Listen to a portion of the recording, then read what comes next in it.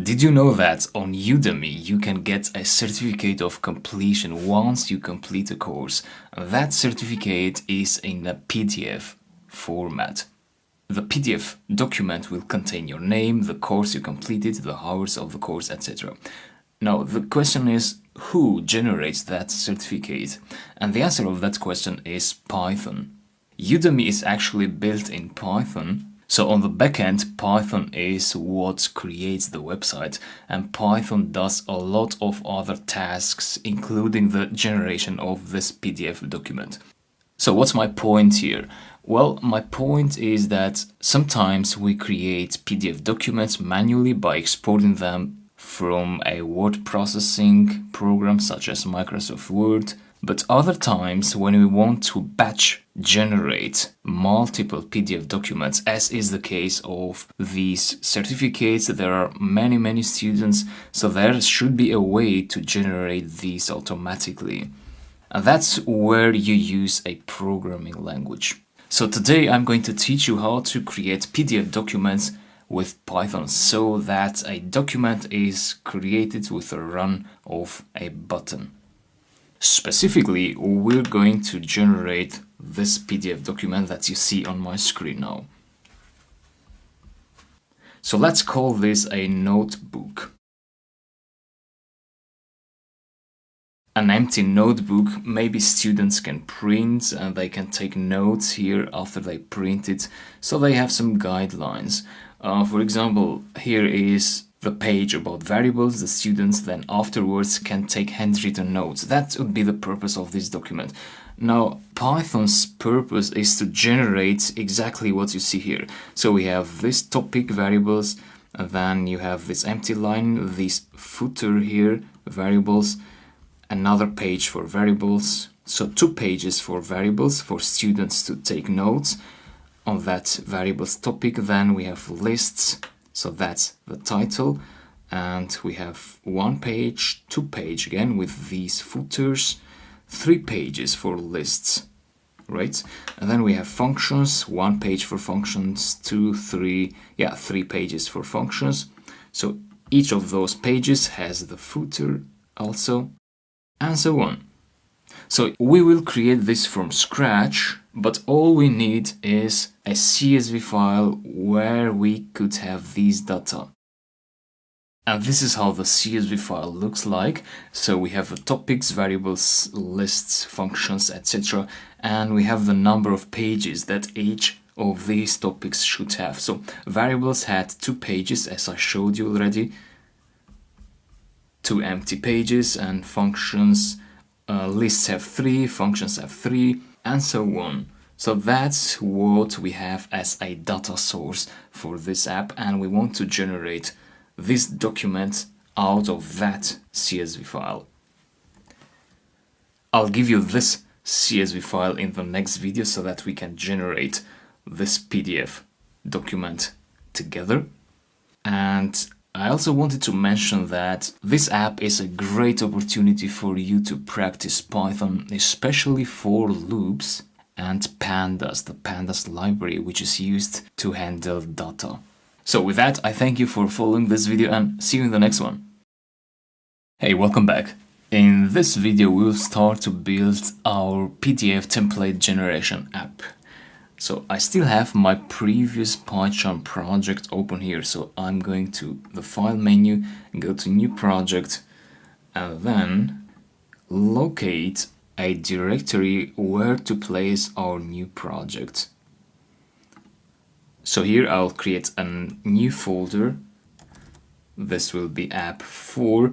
So app 1 was the to-do app, app 2 was a portfolio app, app 3 was the company website app which you built, and now we're looking at app 4, PDF template. So that's an empty folder, and I'm going to open it, and I'll create a new environment using virtualenv. So press on create, and if I press on this window, that will close the previous window and open a new one. So that's the project tab, and I'm going to create a main.py file. Now, in the file resources, you can find the topics.csv file attached. So please get that file and place it in your project directory. So I've copied that file from another folder, so I'm going to paste it in here. Topics.csv, press OK. So that's the CSV file. Try not to change anything because you'll corrupt the file. So topics and main are in the same directory under my project directory. Now again, to remind you of the output we will generate, I showed you this previously in the previous video. So that's what we're going to generate as part of this app. But for this video, we will only generate the first page manually. Afterwards, we will have all these pages generated automatically. But now let's first create one single page, just to introduce you to how we create PDF documents via Python. And as you can imagine, we need a third-party library.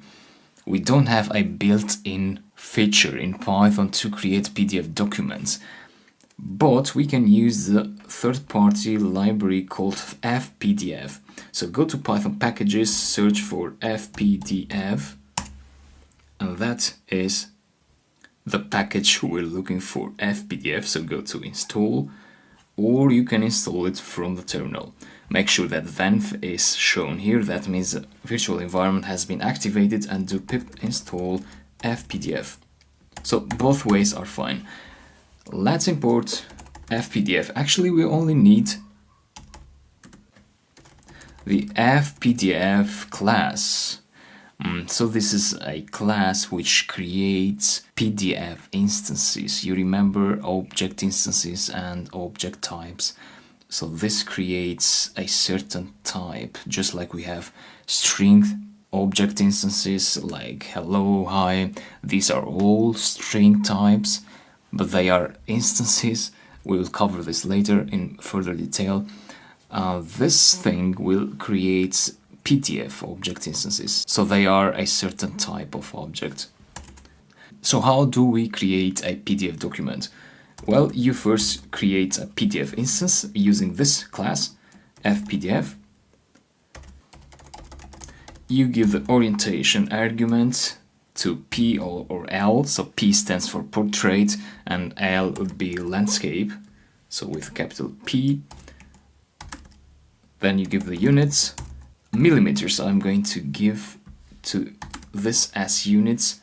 So what are the units, you might ask? Well, in the page, in the PDF page, we may draw stuff, we may draw rectangles, a line, or we may have to add break lines. So when we do that later on using the appropriate methods that do those things, we're going to give a dimension to those elements. So the dimension will be in millimeters. So we are defining here that all the dimensions will be in millimeters. And the format, let's place this A4. Now there are other formats you can supply here. To find them out, you can right-click over the fpdf class and go to and then go to implementations.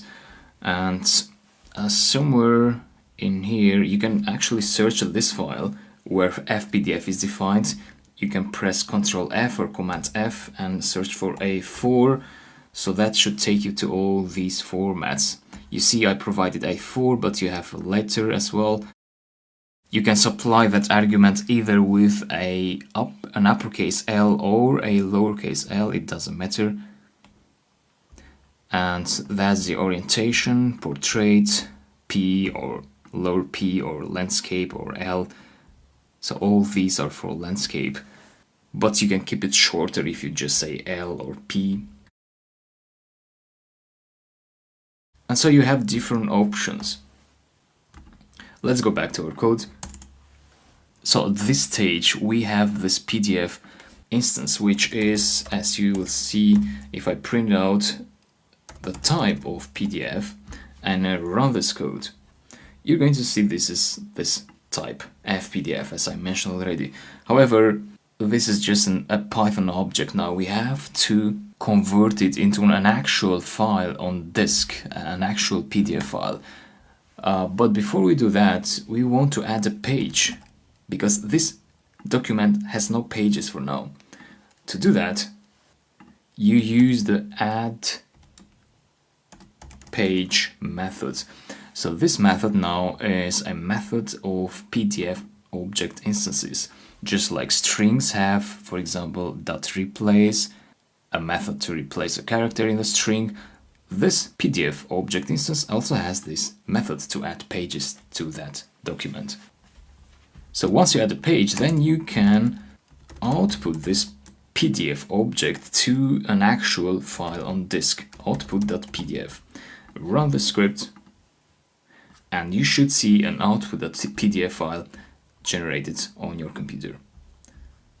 So that's the previous file I had open. So that's the PDF we have just generated. It's a one-page PDF document, and the page is empty because we haven't added anything. If you want to have anything in that page, after you create a page, you want to use other methods of that PDF object, such as cell. So the way this works now is on a cell basis. Basically, you add text through cells.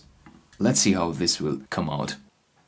Now this cell method will get 5 arguments.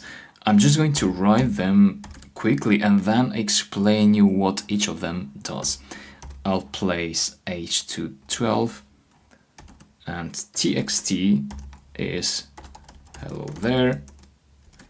We have a line is equal to L, ln is equal to 1, and border is equal to 1. I'll explain each of them, don't worry. And also, if we want to set a font, and I do recommend that because in some computers you may get an error if you don't do this set font method. So let's set the font to Times. Style, if you want bold text, you can say B, otherwise don't place style at all.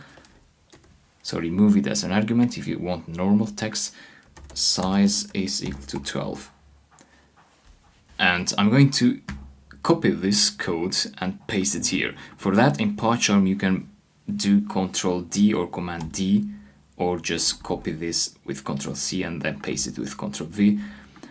So here I'm going to say hi there. So hello there, hi there. That's the code, and I want to execute now. And that will override the previously created PDF document. So if I click this now, we're going to see this.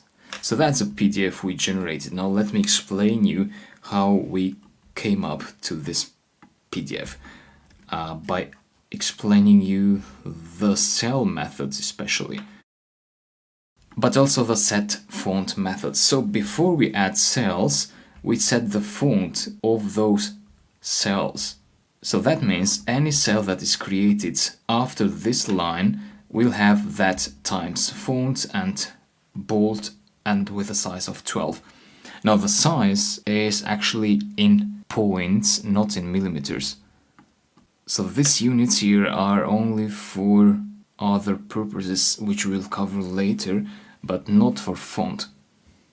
So that's the usual size for font, 12, and then this cell is going to have that font. Now if you wanted this cell to have another font, then you'd have to do another set font methods here and change the font to something else, such as 10. So if I run this and I close this PDF and I open it again, you'll see that the size of this text is different now. So that's about setting the font. Now the cell method here, we have the Y argument, which stands for width. The width, you can see that I've set it to 0.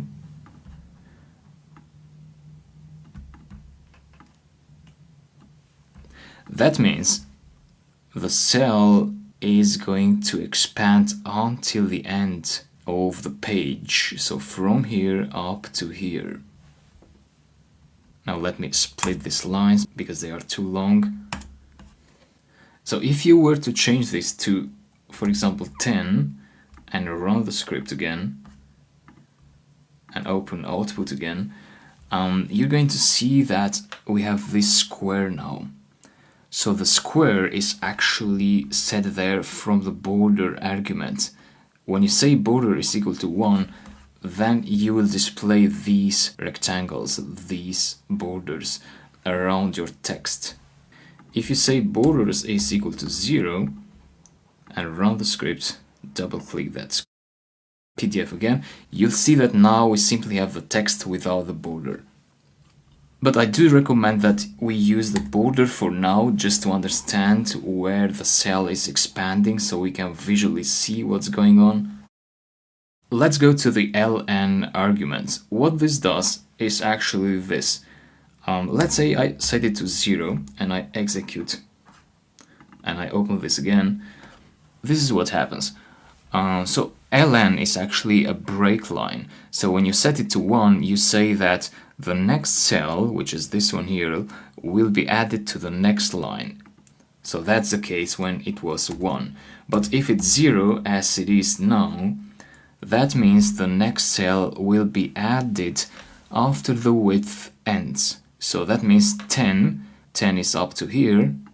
So that's 10, basically. A size of 10 points. And so after 10, the next string begins, which is from here up to here somewhere. Therefore, it is recommended to keep ln always at 1, so that you go to the next line when you add the next cell. So let me run this again, double click the PDF file, and there we go. Width is also recommended to be set at 0, so run again.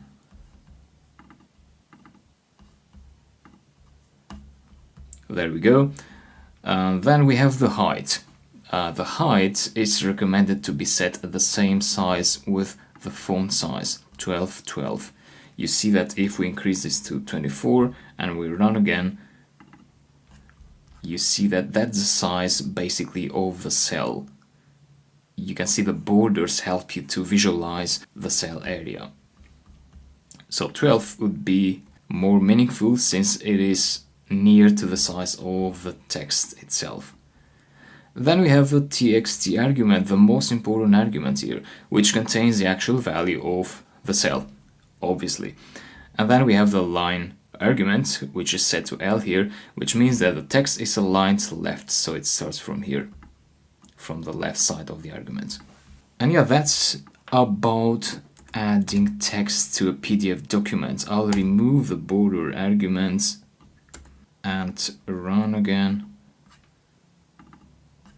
And yeah, so that's the final text that I meant to have here.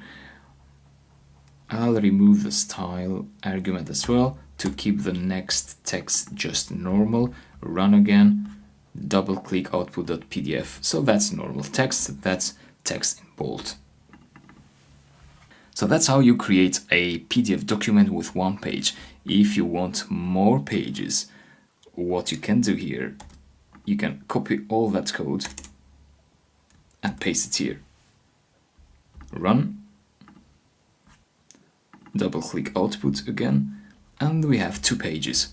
So what I just did is that I added this code, so add page with that method and then add the cells again to the next page. So anything that we add here is added to the next page. Now the question is, how do we create documents with many pages? Do we keep adding code as I did here? Well, the answer is no. We need to use a for loop. That's what we're going to create in the next video. So we're going to get data from here and create a PDF document automatically with those data. See you there. Hey, I'm glad to have you back in this video. Here you'll learn how to go from this CSV file to this PDF file.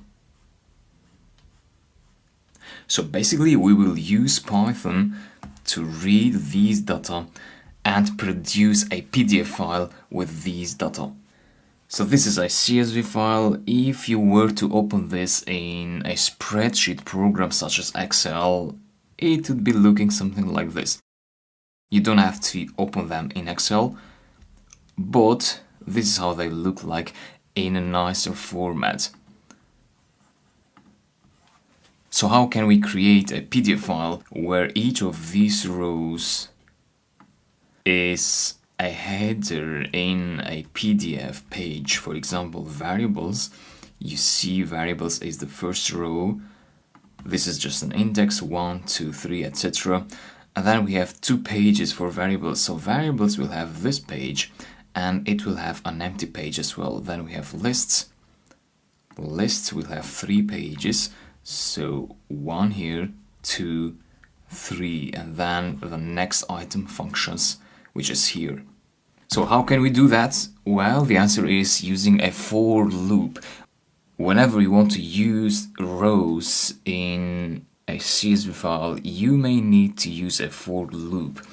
So this time we may need to loop over these items, and we do that by first loading the items as a data frame, as a pandas data frame. So for that we will import pandas. Usually we import pandas as PD. This is a common practice among programmers. So if you browse the web, if you see other programmers' code, this is a convention. It's not a must, but you'll see that, for example, once you import this, then people use it as, let's say, df is equal to pd.readcsv instead of using pandas.readcsv. So this is the short form for pandas, and you can write here any name. So this is just a variable and it represents the pandas library. And let's install pandas. So I'll just install pandas. You can do that using the terminal, pip install pandas, or the Python packages menu here. As you know, pandas is a data analysis library, so we can parse the CSV data easily with pandas, and specifically we use the read CSV method for that. And here we want to supply the path to the file which contains the CSV data. Topics.csv is the name in my case, so that file should be in the same directory with your main.py file or in the root directory. So we imported these lines, we create the PDF object, and then we create the pandas data frame object, and then we will add pages. But instead of adding pages like this by writing the code over and over again, we will write a for loop here. The for loop will consist of this.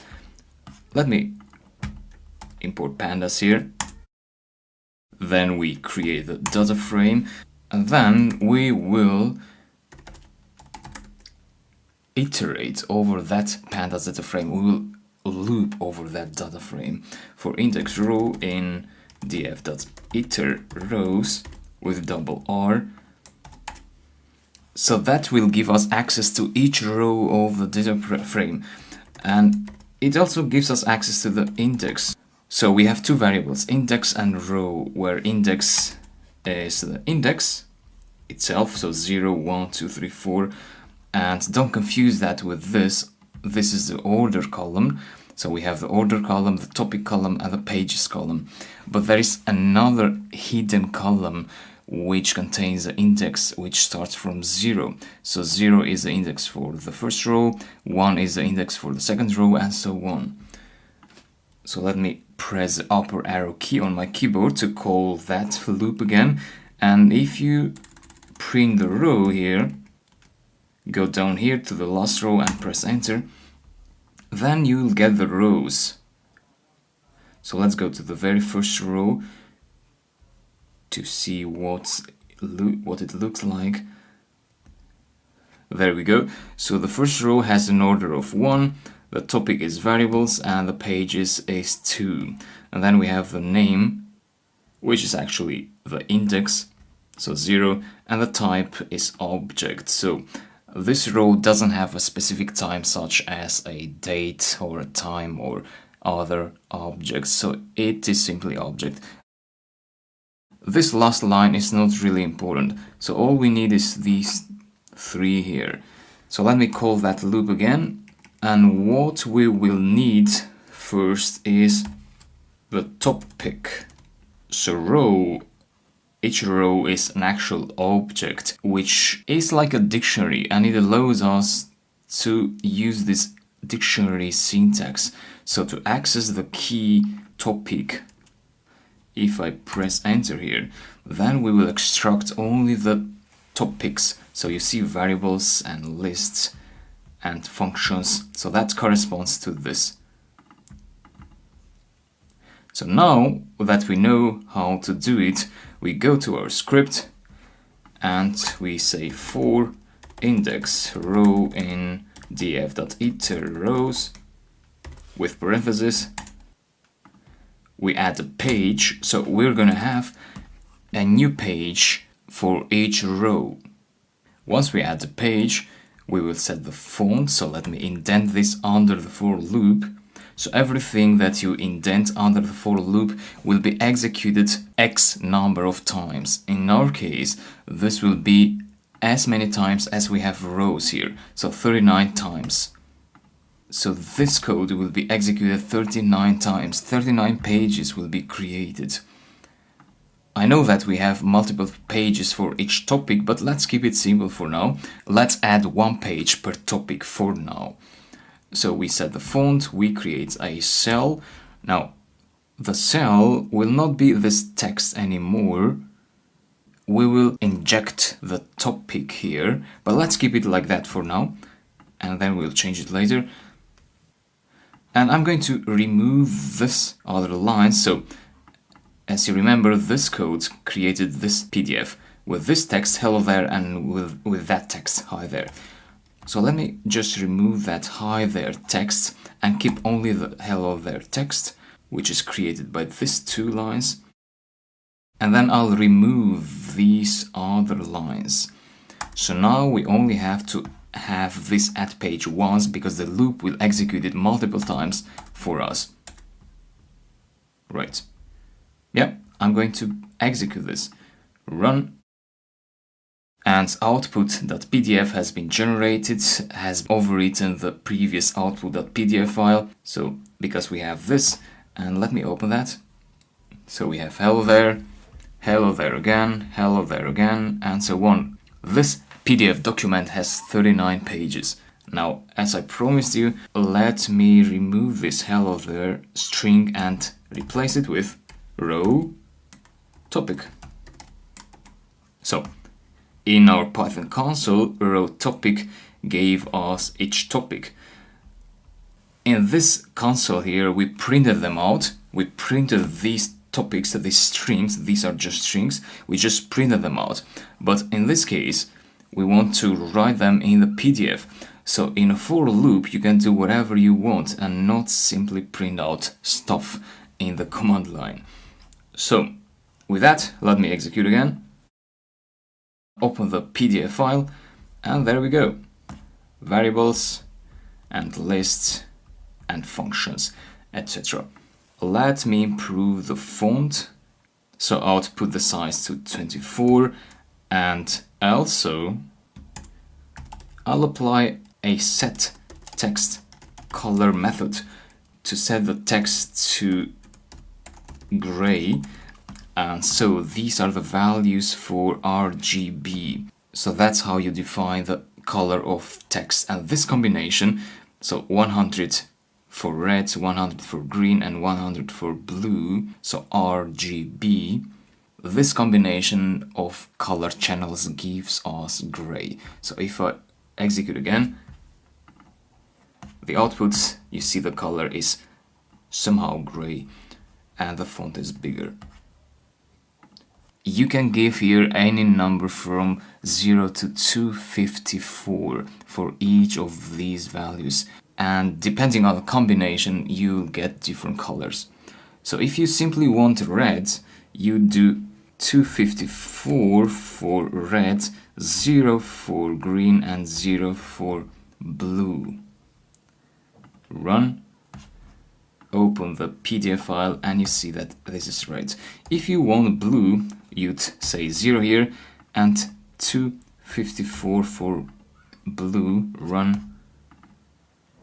And you get blue text.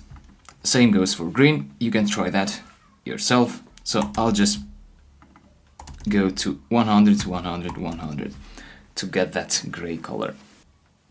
Let's add a line after the text, after the topic text.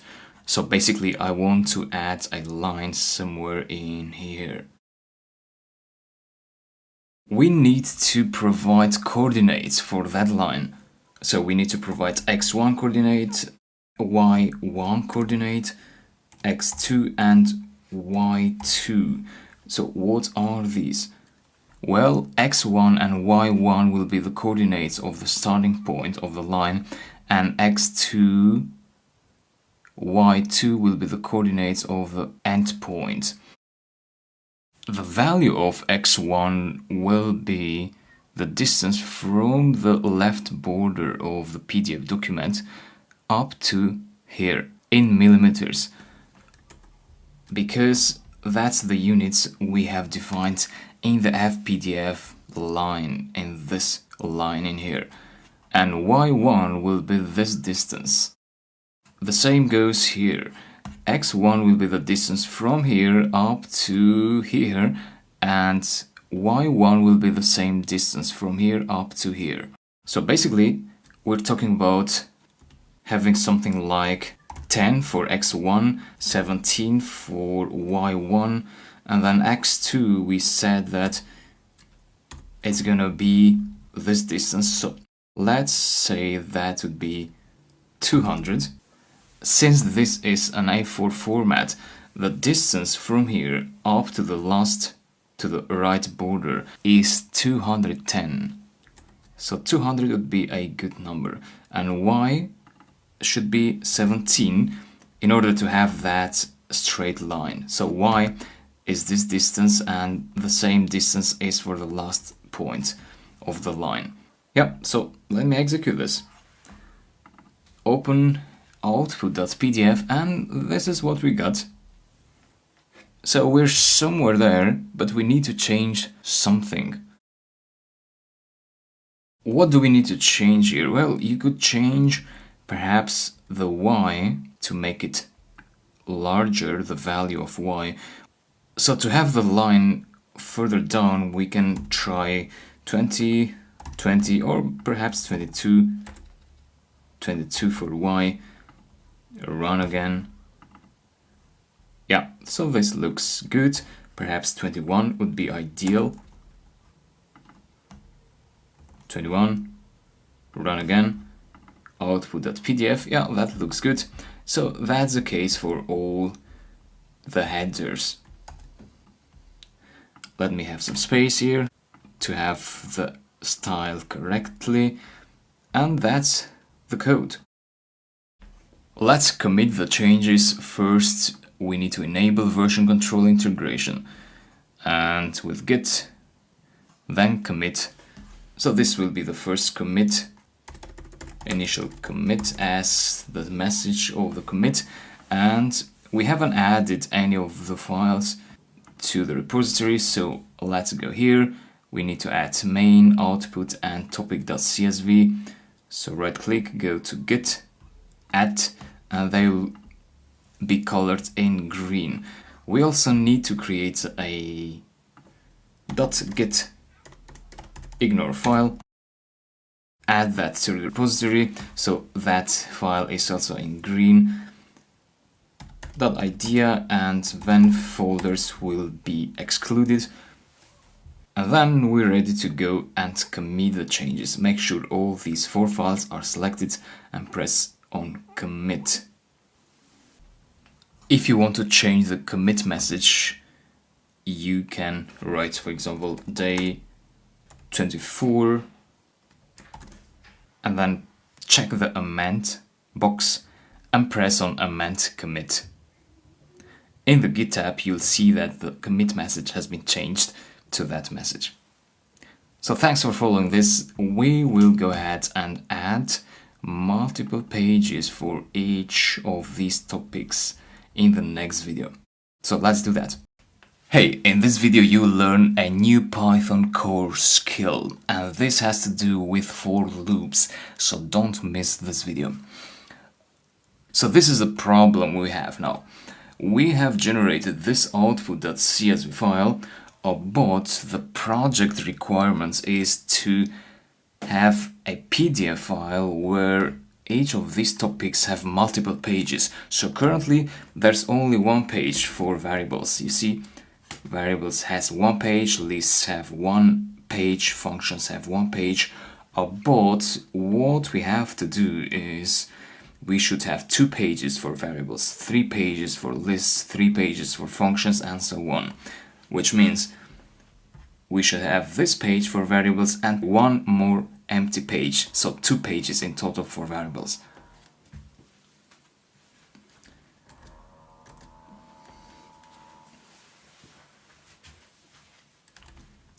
Two pages for variables, 3 pages for lists, so this page and 2 more empty pages for lists, and so on. So how can we do that? Again, we need to use for loops. But where do we iterate? What do we iterate? In this case, we iterated over this iter rows. But now the input data we have is these numbers. So how can we do something 3 times? So let's say we have x is equal to 3. That's the information we have. How can we print out hello 3 times? Well, you can do that using for I in range x. Print hello. Execute. And there we go. Hello, hello, hello. Similarly, in our code, we need to add more pages. So instead of printing hello, we need to write here something like pdf.addPage. But let me explain you this line to make sure you understand what's going on here. Range is a Python type.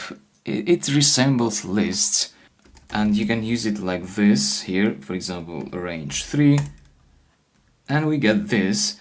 So range actually creates a list sort of object, which has, in this case, it has 3 values, 0, 1, and 2, so 3 integers. So if you say my range is range 3, my range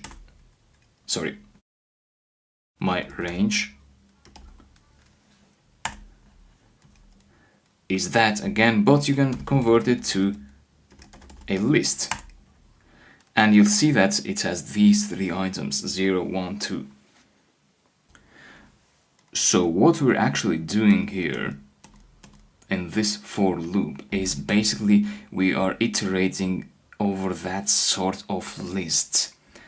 Actually, we're iterating over the range, but it's basically the same thing. We're iterating over an object which has 3 items, because x is 3. So if I change x to 5, execute again, we'll get hello printed out 5 times.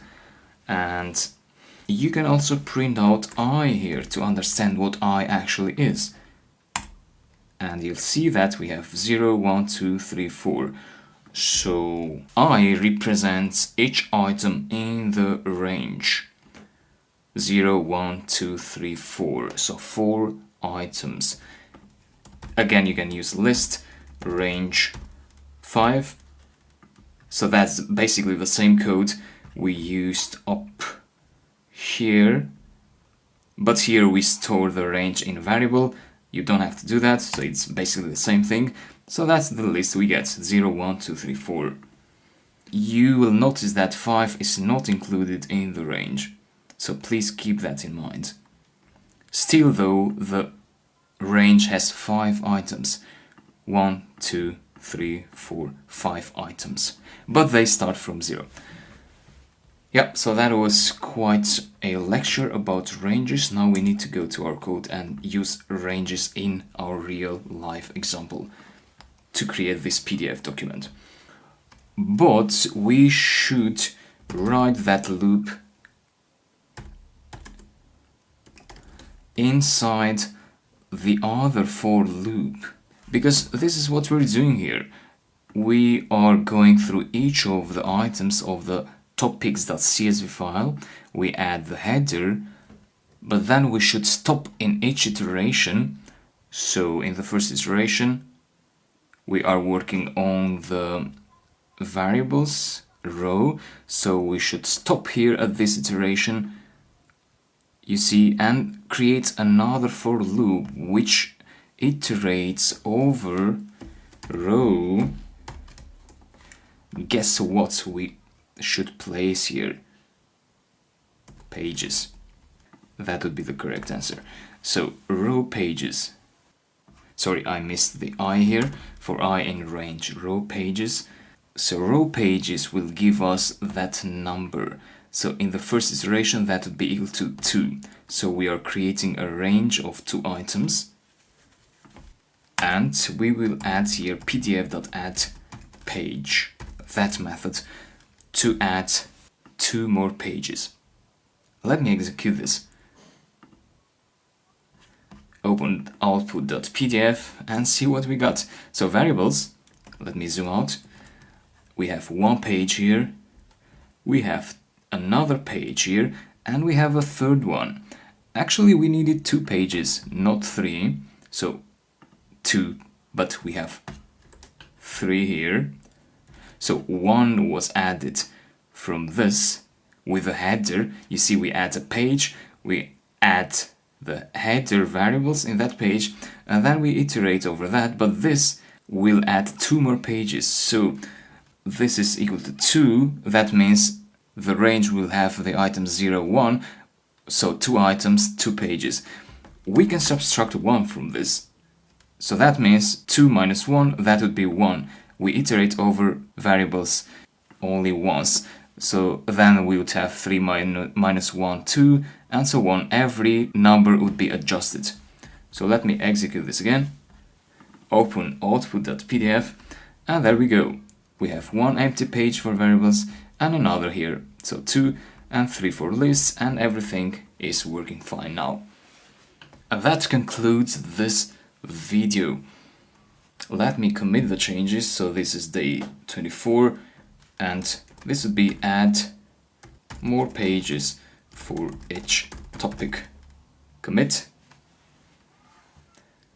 And that was the skill. So the skill, the core Python skill here, is to learn how to iterate over ranges. Plus, you also learned how to create a nested for loop. So we have the main for loop here, and we have the nested for loop here. So this is like working on your kitchen, and you are giving plates to your guests on the table. So first, you iterate over your plates where you have placed them. So you give 1 empty plate to each guest. But as you give the first empty plate to the first guest, so that is the first iteration of the main for loop, as you give the first empty plate, then you create another nested for loop where you take spoons from the pot where you have beans or something else, and then you place several spoons with beans in that first plate. And then once you have finished placing all the beans to the plate for the first guest, then you go over the second iteration of the main loop. You get a second empty plate, give it to the second guest, and then you go to the nested loop to get that spoon and pour more beans to that plate. And then once you have completed the beans for the second plate, you go to the third plate, and so on and so forth. That's what we're doing here as well. That's a nested loop. So with that, thanks a lot, see you later. Hey, in the previous video we added multiple pages for each topic. In this video we will add a footer for each of these pages. So this is supposed to be a template for taking notes, so people can print out this on a paper and they can take notes on each topic.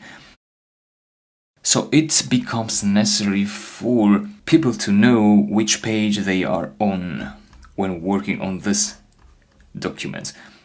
Therefore, we will add some footers for each page. So for the first page will be variables here, then lists here, lists, etc. Let's do that. So we have two add page methods, one here and one here. The first method adds the parent page. Let's call it the master page. So that is a page which contains a header. So this first page is added by that first method. And then the pages after that, so this page, is added by that method, the second method. So we need to add a footer in this main loop. And to do that, we first need to add 278 break lines. So ln adds empty break lines. So that means if you enter 1 here, that means the size of the break line will be 1 millimeters. But 278 will be 278 millimeters. So after that first text here, 278 millimeters should be around here.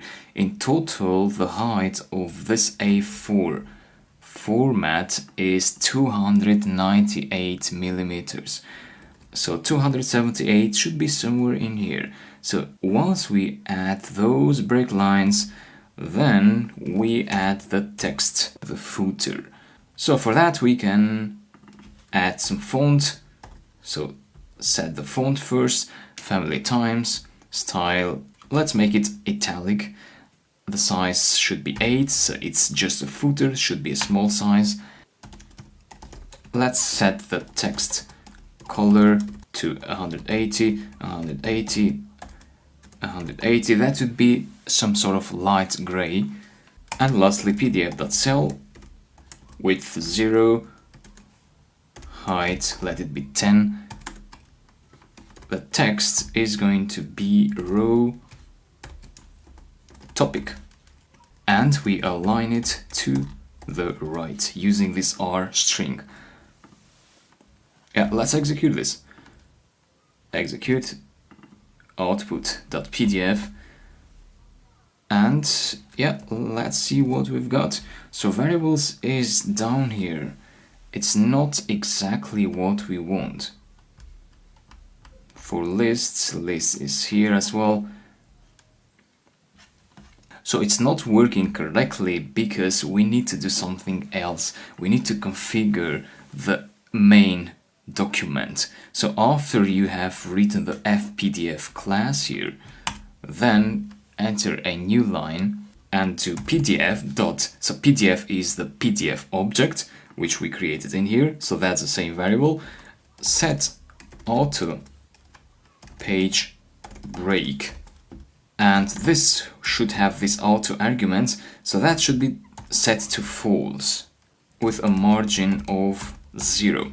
So what we just did here is that the pages should not be broken automatically, so we set it to false because by default this was true.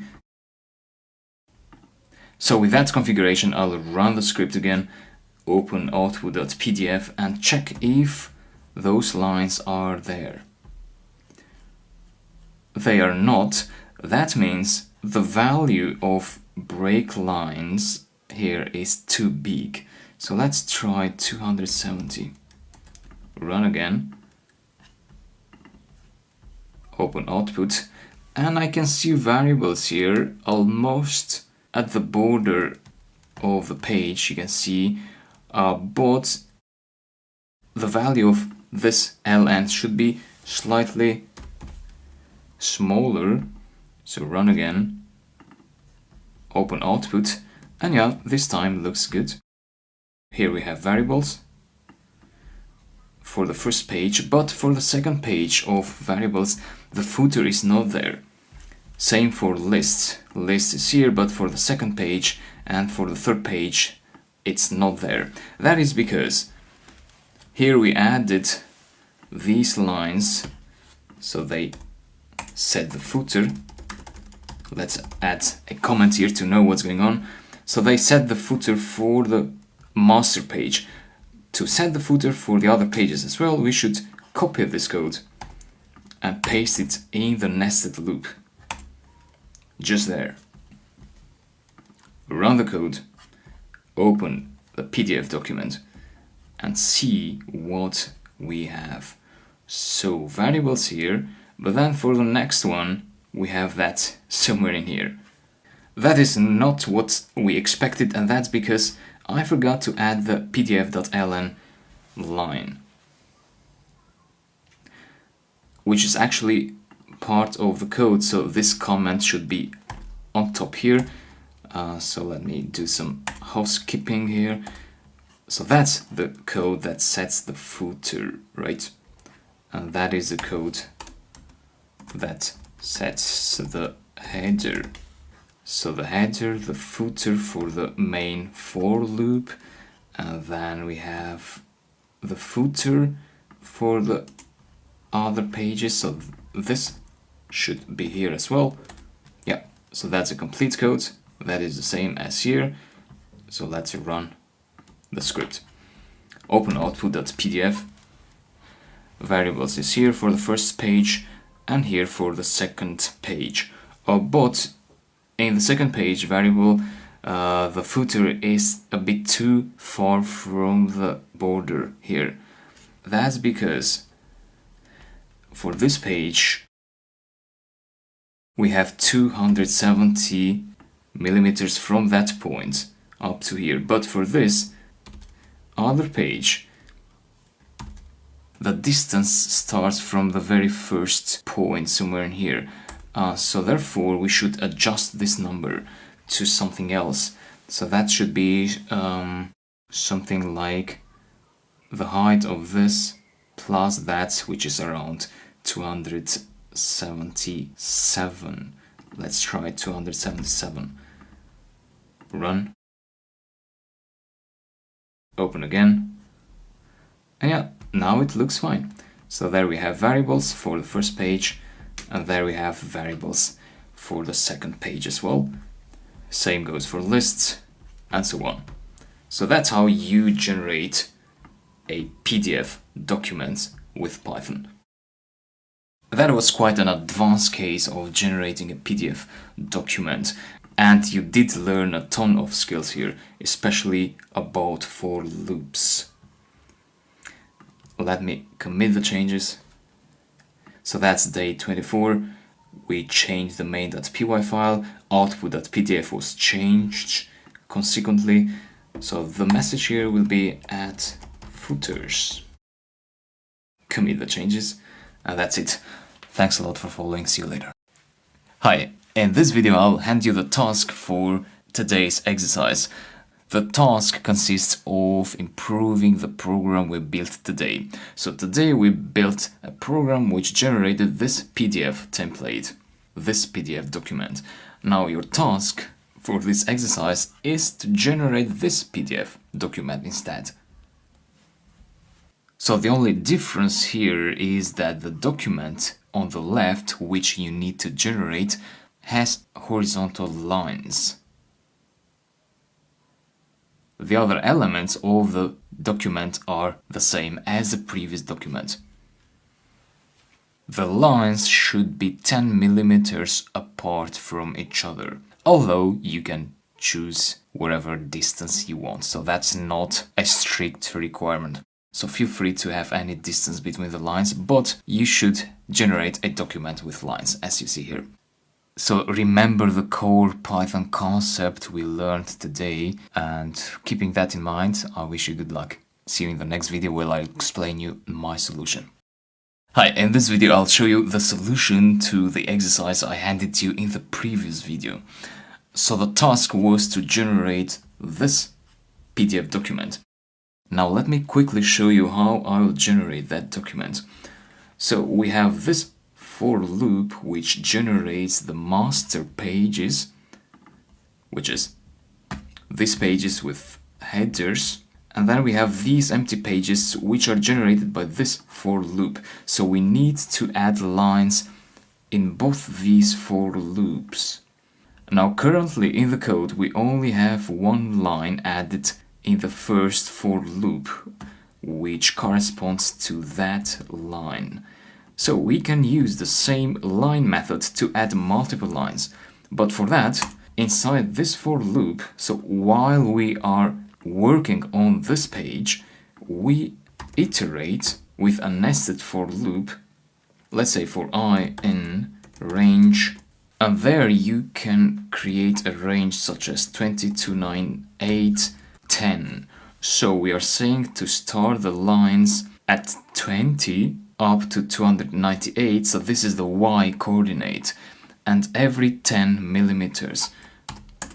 So we use pdf.line and we use 10, so that is x1, then we have y1, we use I for that.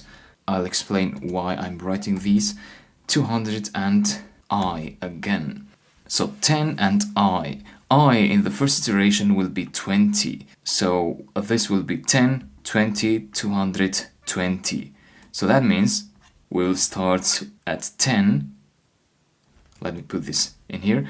So 10 is the x. So from here up to here it's 10 millimeters. And then I will be 20. That means from here up to here is 20. And then we have 200. So from here up to here is 200, and then we have 20 again for y.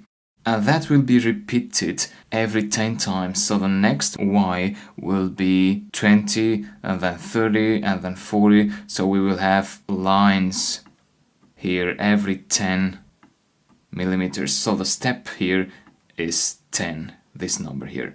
That's a step. And I would actually prefer to write y here as a variable instead of I, so that makes more sense. It makes the code more readable. We know that this is y now, and yeah, I'll run this, and that will generate an output.pdf file overwriting the existing output.pdf file, and we've got this. So we have two lines here, therefore we can remove this line method. That creates the first line, so we don't need that since we are creating multiple lines with this for loop. And now we do the same for the other pages. So somewhere in here at the end of the nested loop, you see the nested loop. Let me close that to give you more space. So if I run that, check output again, and that's the PDF. So we have horizontal lines in each page, and the headers and the footers stay there where they were. So that is how you add lines in every page, and I hope that this helps you understand nested loops even deeper. Let me commit these changes, day 24, exercise, add lines, commit. And that's it for today. Thanks a lot, I'll see you tomorrow. Hi, in this video you're going to learn how to make your code look better. You'll make your code look better by following the Python recommendations for writing Python code. And these recommendations are written in PEP 8. So PEP 8 is the style guide for Python code, and it lists a series of recommendation suggestions that every Python programmer should follow to have the code look better, more readable, and also to have your code readable by other programmers. So these recommendations set some standards. And so this is called the PEP 8 style guide, and you can find it on this URL. So peps.python.org pep-0008. In this guide, you can see all the recommendations here on the table of content. So if you click any of them, it will bring you to that particular recommendation. So it's one page, but with multiple recommendations. Now, I do not recommend you to go and read these recommendations because some of them are very, very advanced and you don't really need to know every detail in the recommendations. So instead, please follow this video. I'll mention all these recommendations and I will be showing you how we have applied these recommendations so far in our apps. For example, here I'm opening the weather forecast app and I'll be telling you all the recommendations of PEP8 and mentioning them in here. So I didn't want to cover PEP8 before because it was too early, and I don't want to cover it much later in the course also because it's a good time to learn it now so that you don't get bad practices, so that you don't learn bad practices on writing good looking code.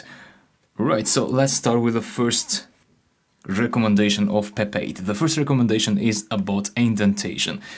I've already mentioned to you that you might have more than one space to create indentation. However, PEP8 recommends to use 4 spaces always. So PEP8 is about recommending the style. Any of these recommendations are about to improve the style, and these recommendations do not affect the functionality of the code. So it doesn't matter if you have 1 space or 4, your code will work the same, but with 4 spaces it will look better and it will be in line with the standards, so every programmer then would have the same amount of indentation, of spaces in indentation. And that creates a good community, a programmers community online, which will share each other's codes. So that's what PEP style is about. So that was about indentation. Spaces or tabs. It's also possible to create indentation using 1 tab. So 1 tab is equal to 4 spaces, but the recommended character is space. So please use 4 spaces and not tabs. The next recommendation is that the maximum number of characters per line should be 79. So for example, this line here should have around 50 characters, so that is fine. While this line in here has around 79 or 80 characters. So the number of characters includes also white spaces from here up to here.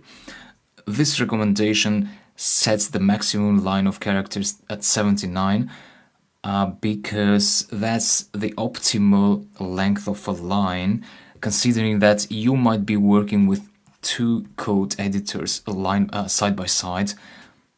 And that's a good size to fit both editors, but you should have lines which are not too long in order to be able to see both areas side by side. Now, there are also recommendations in PEP8 that sometimes you may have to avoid one of these recommendations when you see that it's really necessary. For example, when I make videos, I do ignore that maximum number of characters because I want to show you as many lines as possible in the video. Because if I was to split this to make these 2 lines, that means I'm not showing you the other lines, so that would take some space and it would show unnecessary space here on the right side. So I have to optimize my code for videos. Now, how do you know how many characters you are having while coding? Well, if you notice this vertical line in PyCharm, this line is at the point where you have 79 characters. So from here to here, there should be 79 characters. So this square bracket is the 80th character. And this vertical line can be configured in PyCharm preferences. if you go to editor and then go to general and then go to appearance, here you can see this checkbox. If you uncheck it and you press on apply, you can remove that line. And you can also, let me display it again, you can also go to code style, and here you can set the number of characters you want that line to appear at. So currently this is 79 by default. Right, that's about the maximum number of characters per line. The next recommendation is about line breaks. For example, if we wanted to break this line here, and this line has this math operator, a division operator here, it is recommended to split the line before the math operator. So like that, instead of like this. Either way, the code would work fine, but the style guide PEP8 recommends to split it at this point. And if you had some other operators here, for example, plus this or that, again, you'd split it before the operator. So you'd have a math expression split across different lines. Again, this would be necessary when the line is too long, right? If it's less than 79 characters, you don't have to split it. But if you have to split it, please keep in mind that it's better to split it before the character. The next recommendation is about blank lines, such as this here or this. So it is recommended to use blank lines between blocks of code which are somehow related. For example, we have these import statements in here, so it does make sense to have a blank line in here and then create the Streamlit widgets in here. And then after we create the Streamlit widgets, we have another blank line. Then we have a conditional block, and inside the conditional block you can also have blank lines to separate other logical parts of the code, such as this if conditional block here, this one as well, and so on. When you have functions in the code, such as this getData function, which we have here in backend.py, the function should have two blank lines around itself. So one blank line here, two blank line here, also one blank line here too. Right. The next recommendation is about the import statements. This is quite obvious. You should have your import statements at the top of your file. So even though this import plotly line could also work if you imported plotly just before you use plotly in here, this is not recommended. So you should have all your import statements here on top, as you see here. String quotes. As you might know, you can use double quotes or single quotes around strings. It's fine to use either one, but it's good to be consistent. So PEP8 recommends to be consistent with your choice. However, when you write multi-line strings, such as this one in here, with triple quotes, it is recommended to use double quotes instead of single quotes for these multi-strings. So I hope that's clear.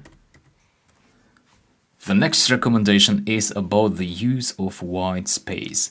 White space is not necessary in the code. For example, let's look here at this line. This line would also work if you had no spaces around the assignment operator. So this would also work, but this is not recommended. So it is recommended to have white space around operators such as this assignment operator here, this equality operator here. You see it's wrapped with two white spaces from each side.